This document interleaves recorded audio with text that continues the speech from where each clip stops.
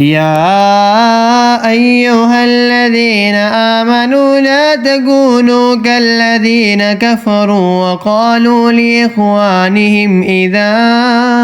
ضربوا في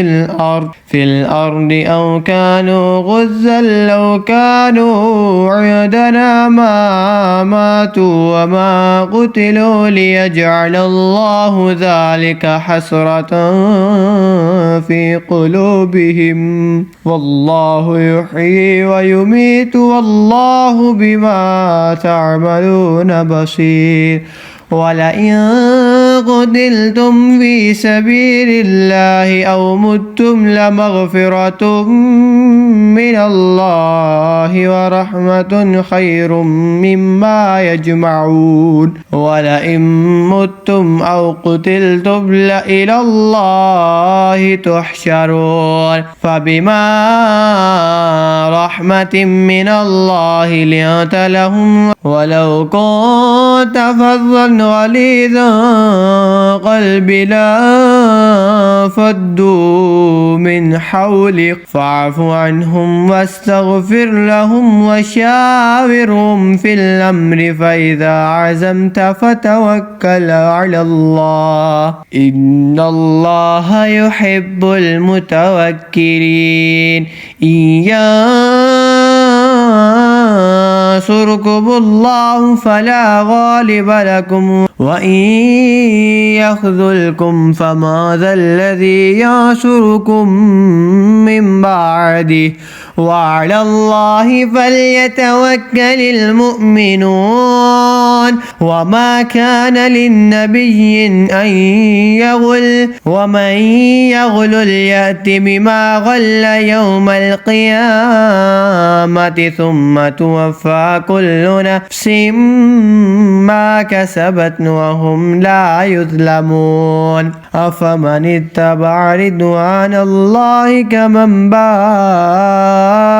بسخط من الله ومأواه جهنم وبئس المصير هم درجات عند الله والله بصير بما يعملون لقد من الله على المؤمنين إذ بعث فيهم رسولا من أنفسهم يتلو عليهم آياته ويزكيهم ويعلمهم الكتاب والحكمة وإن كانوا من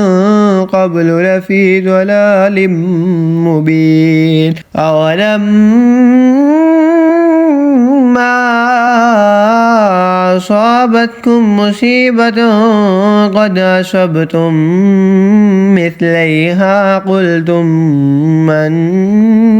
هذا قل هو من عند أنفسكم إن الله على كل شيء قدीर। ऐ ईमान वालों, इन काफिरों की तरह ना होना जिन्होंने अपने भाइयों की निस्बत कहा जब वो सफ़र या जहाद को गए कि हमारे पास होते तो ना मरते और ना मारे जाते, इसलिए कि अल्लाह इनके दिलों में इसका अफसोस रखे और अल्लाह जलाता और मारता है और अल्लाह तुम्हारे काम देख रहा है। और बेशक अगर तुम अल्लाह की राह में मारे जाओ या मर जाओ तो अल्लाह की बख्शिश और रहमत इनके सारे धन और दौलत से बेहतर है। अगर तुम मरो या मारे जाओ तो अल्लाह की तरफ उठना है, तो कैसी कुछ अल्लाह की मेहरबानी है कि ए महबूब तुम इनके लिए नरम दिल हुए, और अगर तंद मिजाज सख्त दिल होते तो वो ज़रूर तुम्हारे गर्द से परेशान हो जाते। तो तुम इन्हें माफ़ फरमाओ और इनकी शिफात करो और कामों में इनसे मशवरा लो, और जो किसी बात का इरादा पक्का कर लो तो अल्लाह पर भरोसा करो। बेशक तवक्कल वाले अल्लाह को प्यारे हैं। अगर अल्लाह तुम्हारी मदद करे तो कोई तुम पर गालिब नहीं आ सकता, और अगर वो तुम्हें छोड़ दे तो ऐसा कौन है जो फिर तुम्हारी मदद करे। और मुसलमानों को अल्लाह ही पर भरोसा चाहिए, और किसी नबी पर ये गुमान नहीं हो सकता कि वो कुछ छुपा रखे, और जो छुपा रखे वो क़यामत के दिन अपनी छुपाई चीज़ लेकर आएगा।